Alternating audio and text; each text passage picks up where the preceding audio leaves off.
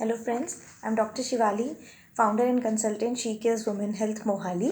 आज हम डिस्कस करने वाले हैं प्रेगनेंसी का 3rd और 4th वीक। फ्रेंड्स, हमने अपने लास्ट वीडियो में डिस्कस किया था फर्स्ट 2 वीक्स ऑफ प्रेगनेंसी और आज हम डिस्कस करेंगे प्रेगनेंसी का 3रा और 4था हफ्ता। तो क्या होता है प्रेगनेंसी के 3rd और 4th वीक में, ये हम देखेंगे इस वीडियो में। और हमारे वुड बी डैडीज़ के लिए क्या एडवाइस है वो भी हम इस वीडियो के एंड में डिस्कस करेंगे। तो चलिए शुरू करते हैं अपना वीडियो। तो हमने डिस्कस किया था कि प्रेगनेंसी का जो 3rd वीक है उसमें आप एक्चुअली अभी भी प्रेग्नेंट नहीं होते, जैसे कि आप फर्स्ट 2 वीक्स में नहीं होते हैं। And by the end of the 4th week, यानी कि जब आपके साइकिल का 28 डेज़ का अगर साइकिल है तो जब आपके सब 28 डेज़ के साइकिल के 28 डेज़ कवर हो जाते हैं और आपके पीरियड्स मिस हो जाते हैं at the end of the 4th week, तब आप 2-3 दिन बाद 4 दिन बाद आपको लगता है, स्ट्रेस भी होता है, आप ईगर भी होते हो कि पीरियड्स नहीं आए हैं तो ये प्रेगनेंसी हो सकती है। तो देन आप 4th वीक के एंड में अपना प्रेगनेंसी टेस्ट करते हैं एंड यूरिन प्रेगनेंसी टेस्ट में you get 2 pink lines and congratulations, you are pregnant. तो जब तक हमें पता चलता है या आपको पता चलता है कि आप प्रेग्नेंट हैं, आप ऑलरेडी 4 वीक्स प्रेग्नेंट होते हैं। तो जैसे कि हमने डिस्कस किया था कि प्रेगनेंसी का फर्स्ट वीक स्टार्ट होता है आपके लास्ट मेंस्ट्रुअल पीरियड के फर्स्ट डे से और वो चलता है जब तक एग रप्चर होके फैलोपियन ट्यूब में, यानी कि जो ट्यूब्स होती हैं उसमें आ जाता है। तो अब प्रेगनेंसी के 3rd वीक में और 4th वीक में क्या होता है ये हम डिस्कस करेंगे। तो 3rd वीक में क्या होता है कि अभी ओवुलेशन हो गई है, आपका एग रप्चर हो चुका है 2nd वीक में एंड एग रप्चर होके ट्यूब्स में वो आ चुका है और इस टाइम पे आप फर्टाइल हैं क्योंकि आपका एग अभी अभी रप्चर हुआ है, ट्यूब में आया है। तो उसका फर्टिलिटी पोटेंशियल, यानी कि आगे बच्चा बियर करने की जो कैपेसिटी है, उस एग की वाइटलिटी जो है वो 12 to 18 आवर्स तक ही रहती है। तो अगर इसके 12 to 18 आवर्स के विदिन कोई स्पर्म है जो आपके ऑलरेडी वजाइना में डिपॉजिटेड था या अभी आपने रिसेंट इंटरकोर्स किया है, तो विदिन 5 डेज़ हम मान के चलते हैं कि स्पर्म का वाइटलिटी पीरियड रहता है वजाइना में। तो अगर आपने इंटरकोर्स किया रहता है और उसको फ्रेश ओवम मिल जाता है, फ्रेश एग आपका मिल जाता है और स्पर्म और ओवम का मिलन हो जाता है, then at that time a zygote is formed, कि हम बोलते हैं कि फर्टिलाइजेशन हो गई है, यानी कि जो फ्यूचर बेबी है उसका फर्स्ट जो स्टेप है, यानी कि एग और स्पर्म का मिलना, वो हो चुका है। तो इस प्रोसेस को हम फर्टिलाइजेशन बोलते हैं एंड ये फर्टिलाइजेशन जो होती है ये आपके 3rd वीक ऑफ प्रेगनेंसी में होती है। तो अब आपको जो है आपने रिलेशनशिप बनाया, इंटरकोर्स किया, तो अगर आपने अनप्रोटेक्टेड इंटरकोर्स किया है तो जो आपके पार्टनर का, हस्बैंड का जो सीमन है, उसके जो फर्स्ट 2 बूंद रहते हैं उनमें मैक्सिमम कंसंट्रेशन ऑफ स्पर्म रहता है। तो वो स्पर्म्स जो हैं वो विदिन फ्यू मिनट्स ही आपके फैलोपियन ट्यूब्स में पहुंच जाते हैं, जहाँ पे ऑलरेडी ओवम, अगर फ्रेशली रप्चर्ड ओवम है, वो वेट कर रहा होता है एंड देन वहाँ पे फर्टिलाइजेशन जो है वो ट्यूब में कंप्लीट होती है। And after fertilisation 3rd week पे वो जो है बेबी जो है, जो प्रोडक्ट बना है, वो ज़्यादातर ट्यूब में ही रहता है, ठीक है, जिसको हम ज़ाइगोट बोलते हैं। और 5 डेज़ ऑफ फर्टिलाइजेशन के अंदर, यानी कि 3rd वीक का एंड आते आते उसमें चेंजेस होने शुरू हो जाते हैं और वो एक सेल से ग्रो करके आगे ब्लास्टोसिस्ट के नाम से जाना जाता है। मतलब ज़ाइगोट जो आपका प्रोडक्ट था एक सेल वाला, वो अब ग्रो करके एक सेकंड स्टेज में आ गया जिसको हमने ब्लास्टोसिस्ट का नाम दिया। तो 3rd वीक में जो है मोस्टली ये प्रोडक्ट जो है ये ट्यूब में ही रहता है एंड 4th वीक में ये आके जो है यूट्रस में, बच्चेदानी के अंदर जो फर्टाइल सॉइल तैयार की गई थी फर्स्ट 2nd वीक में, जो एंडोमेट्रियम जिसको बोलते हैं, बच्चेदानी की जो झिल्ली बनी थी फर्टाइल सॉइल, उसमें आके इम्प्लांट हो जाता है। तो ये इम्प्लांटेशन जो है ये 4th वीक में होती है। तो एक बार इम्प्लांटेशन हो जाती है तो उसके बाद में आपकी बॉडी को ऐसे सिग्नल्स मिलते हैं जिसकी वजह से वो मेंटेन्ड रहता है और एंडोमेट्रियम शेड नहीं होता। तो उस टाइम पे आपको पीरियड्स मिस हो जाते हैं एंड देन आप प्रेगनेंसी टेस्ट करते हैं टू फाइंड योरसेल्फ प्रेग्नेंट। तो 3rd और 4th वीक में यही बेसिकली चेंजेस आ रहे थे आपकी बॉडी में। अब और हमारी बॉडी में इस दौरान क्या क्या चेंजेस होते हैं हम देखते हैं। 3rd वीक में तो आपको यूजुअली नहीं पता रहता है कि फर्टिलाइजेशन हुई है कि नहीं, आपने रिलेशनशिप बनाया रहता है, आप और आपके हस्बैंड दोनों एक्साइटेड रहते हैं कि शायद इस साइकिल में कुछ सक्सेस मिले। तो उसके लिए हमें देखना है कि कौन से आपके फर्टाइल डेज़ हैं 3rd वीक में। तो उसमें हम देखते हैं कि अगर आप अपना जो लास्ट के 3 मंथ्स के पीरियड्स हैं, साइकिल हैं, अगर मेंस्ट्रुअल साइकिल्स जो हैं उनका आप लेंथ निकाल लीजिए।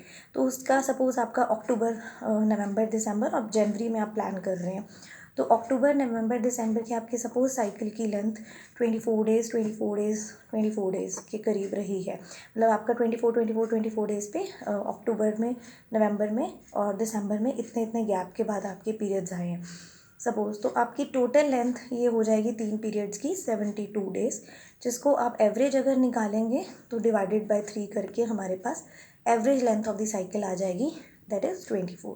तो इसका मतलब कि आपका जो average length of the cycle रहता है वो 24 डेज़ का रहता है। अब कुछ लेडीज़ में क्या है कि 30 डेज़ के बाद पीरियड्स आते हैं, 32 डेज़ के बाद आते हैं, तो उनमें average length of the cycle 32 days रहेगा या 30 डेज़ रहेगा। सपोज़ कोई साइकिल 28 पे आ गया, तो उन तीनों के लेंथ का आप ऐड करिए और उसको डिवाइडेड बाय 3 कीजिए, तो वो आपका average length of the cycle आएगा। अब जो आपका एवरेज लेंथ ऑफ साइकिल जो भी आया, सपोज़ 29 डेज़ आया या 28 डेज़ आया, अब उस 28 डेज़ में से जो लास्ट के 14 डेज़ हैं वो आपके ल्यूटियल फेज़ के कांस्टेंट रहते हैं, तो उसको आप उसमें से सब्ट्रैक्ट कर लीजिए। तो मतलब आपके पहले 14 दिन आपके first half of the cycle था और नेक्स्ट के जो 14 दिन थे वो आपके next day of the cycle था, next phase of the cycle था। तो ऑन एन एवरेज आपका 14th डे पे एग रप्चर हुआ होगा, ओवुलेशन हुआ होगा। ये बहुत श्योर शॉट नहीं है, जस्ट ऑन एन एवरेज एक हिंट है जिससे आपको अपना फर्टिलिटी का पीरियड, आपका फर्टाइल पीरियड आपका पता चलेगा। तो अगर हम इसको देखें तो इस हिसाब से 14th डे हो रहा है, तो डे ऑफ ओवुलेशन और उसके 6 दिन पहले, 5 दिन पहले including the day of ovulation, तो आपके वो 6 डेज़ जो रहते हैं वो आपके फर्टाइल पीरियड के डेज़ रहते हैं। दैट मीन्स 14, 13, 12, 11 और 10। तो इसीलिए हम एडवाइस करते हैं कि जो है आप अपने पीरियड के 12th या 11th डे से, या अगर आपका पीरियड छोटा है तो कई बार हम 7th 8th डे से ही एडवाइस करते हैं कि आप रिलेशनशिप में रहिए टिल अपने पीरियड के 16 17th डे तक। तो यूजुअली अगर हम मान के चलें तो हम किसी पेशेंट को समझाना हो या आपके लिए, लेमैन के लिए, तो यही है कि पीरियड्स का 1 वीक बिफोर जब पीरियड्स आने वाले होते हैं और पीरियड्स जब आए हुए हफ्ता हो जाता है, तो वो आपका जो है पीरियड फर्टाइल पीरियड नहीं होता है, जो इसका बीच का टाइम है वो फर्टाइल पीरियड होता है। इसके लिए मोर डिस्कशन के लिए, अपने स्पेसिफिक के लिए आप मेरे से कांटेक्ट करके हम अपना फर्टाइल पीरियड आप अपना जान सकते हैं। और भी मेथड्स होते हैं, जैसे इनफर्टिलिटी के पेशेंट्स हमारे पास आते हैं तो उनकी हम फॉलिकुलर स्टडी करते हैं, उससे हमें पता चलता है। तो मैं उसकी डिटेल्स में अभी इस वीडियो में नहीं जाऊँगी, इनफर्टिलिटी की वीडियोज़ में हम डिस्कस करेंगे इसके बारे में भी।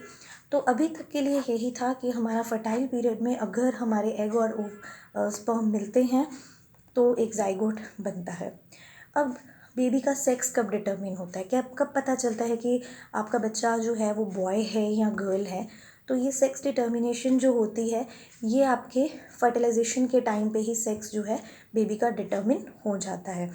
तो उसमें ये रहता है कि हमेशा हमारे जो सेक्स क्रोमोसोम है, जो सेक्स वाली जो जीन्स जिन क्रोमोसोम्स के ऊपर हैं सेक्स डिटर्मिनिंग जो जीन्स हैं, वो लेडीज़ के पास हमेशा एक ही टाइप की होती हैं जिसको हम एक्स के नाम से जानते हैं।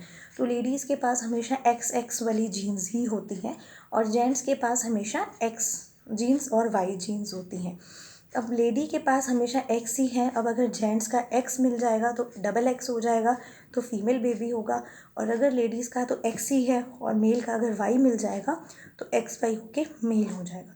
तो सेक्स जो डिटर्मिन करते हैं वो हमेशा मेल पार्टनर या हस्बैंड के कौन सा स्पर्म गया है, एक्स जीन वाला गया है या वाई जीन वाला गया है, उस पर डिपेंड करता है। लेडीज़ की जीन्स की सेक्स डिटर्मिनेशन में लड़की या लड़का ही हो रहा है, क्या होगा कि तय होने में लेडीज़ की इसमें कोई कंट्रीब्यूशन नहीं रहती है।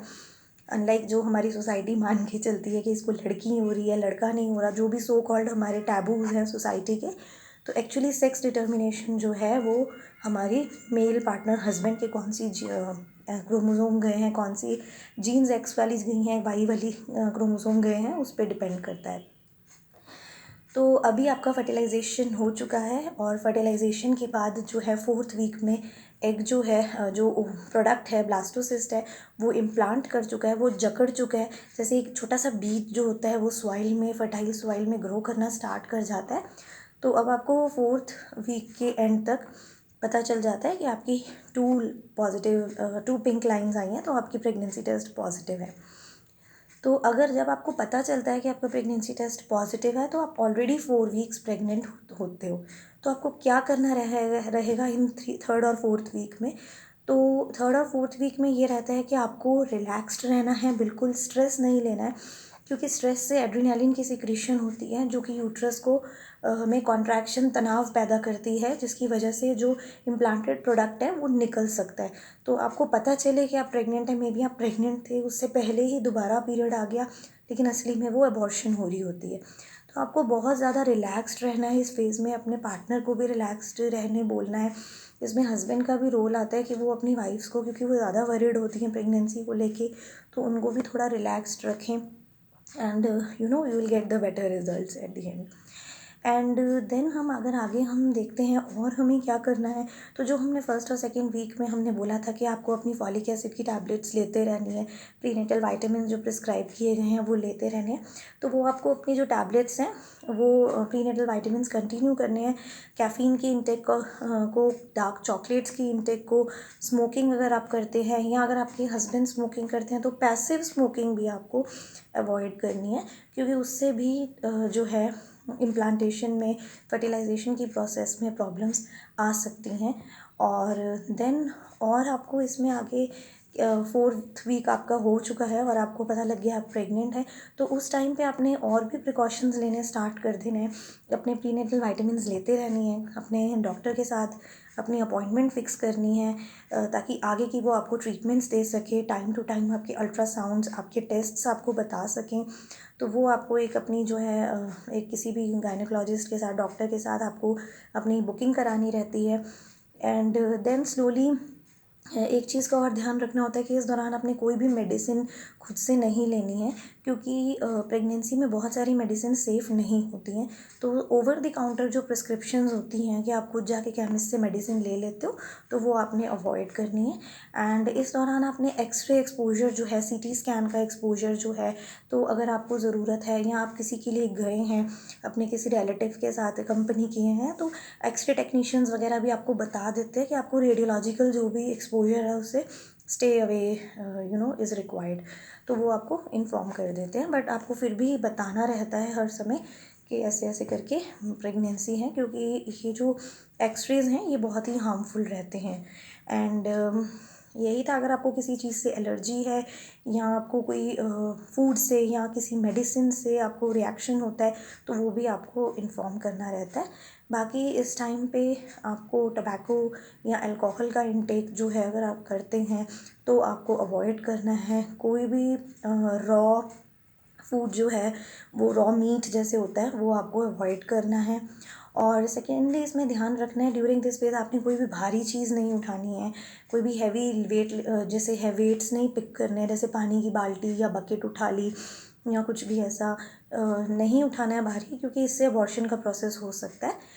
एंड देन इस पीरियड में आपने ध्यान रखना है कि आपने एब्सटिनेंस रहनी है, मतलब इस टाइम पे अब आपका प्रेगनेंसी टेस्ट पॉजिटिव आ गया है, तो पहले के जो 3 मंथ्स हैं उसमें आपको बहुत ज़्यादा ध्यान रखना है, आप अवॉइड करना है रिलेशनशिप विद योर पार्टनर, क्योंकि उससे भी यूट्रस की कॉन्ट्रैक्शंस, यूट्रस में तनाव वाली वेव्स प्रोड्यूस हो सकती हैं, कॉन्ट्रैक्शंस प्रोड्यूस हो सकती हैं, जिससे आपका अबॉर्शन भी हो सकता है।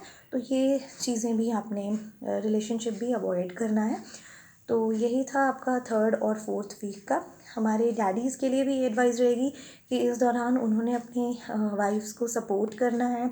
और ये न्यूज़ अभी कि आपका प्रेगनेंसी टेस्ट पॉजिटिव आया है, अभी ये यहाँ पे सफ़र ख़त्म नहीं हो जाता, इनफैक्ट इसके बाद असली प्रॉब्लम्स, असली चैलेंजेस शुरू होते हैं। तो इस टाइम तक मैं एडवाइस करूँगी कि आप हस्बैंड वाइफ के बीच में ये बात सीक्रेट रखें कि आपका प्रेगनेंसी टेस्ट अभी पॉजिटिव है, और अपने रिश्तेदारों को या दूसरे लोगों को अभी थोड़ा देर से बताएं तो बेटर है। तो ये एक पर्सनल पॉइंट है जो मैं अपने पेशेंट्स को बताती हूँ कि इसको आराम से one day at a time के तरीके से लेके इसको चलना चाहिए।